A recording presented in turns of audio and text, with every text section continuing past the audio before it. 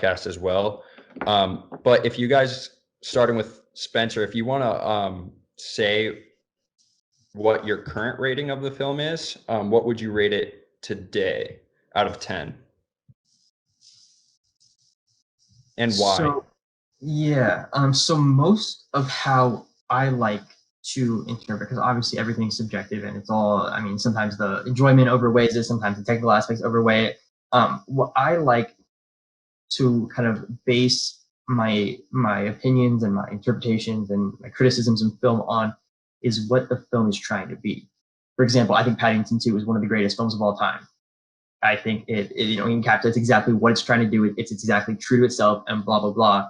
And I think there are some Marvel movies like we talked about that I think are very good at sticking, kind of like, I mean, obviously you're allowed to experiment and all that stuff, and I love that. But you have to have a purpose behind your film, because at the end of the day, it is enjoyment and it's also art. Art, there has to be just consistency behind the messages, and so I think this is why, whereas I'm more dismissive of Marvel movies, I am much more critical of DC movies because they are trying something different. They are trying to be more serious. They are trying to be taken, especially with films like The Joker. They are trying to be seen as serious, artistic, like visions, and that are brought to light. And so I'm much more critical of a lot of aspects of them because they're trying something more ambitious. And I praise DC and I praise uh, Warner Brothers for trying something new and not falling into that formulaic approach that the Marvel movies have. With that being said, I think that this film still falls short of what its message and what its cohesive thing is. And a lot of that is due to kind of the incoherency of the third act and the wild pieces of it. And I totally agree in that it is excitement. And while I'm in theater, I'm loving it. I'm loving every second of it. I'm loving the music. I'm loving the score. I'm loving the sound. I'm loving the action and everything. It just gets me excited.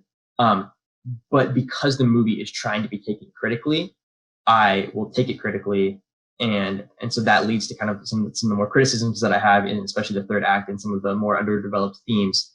And so I would probably rate this for what it's trying to be.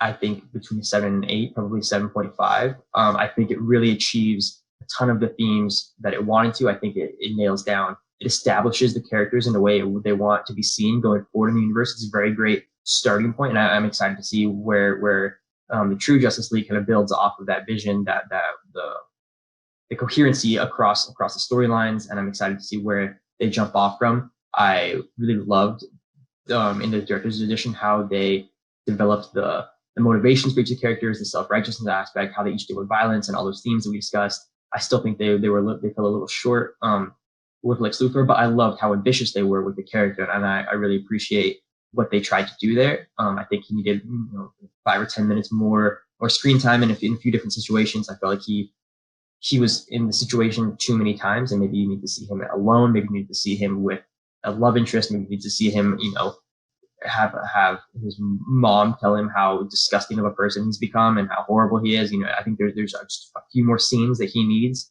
to really flesh out his character.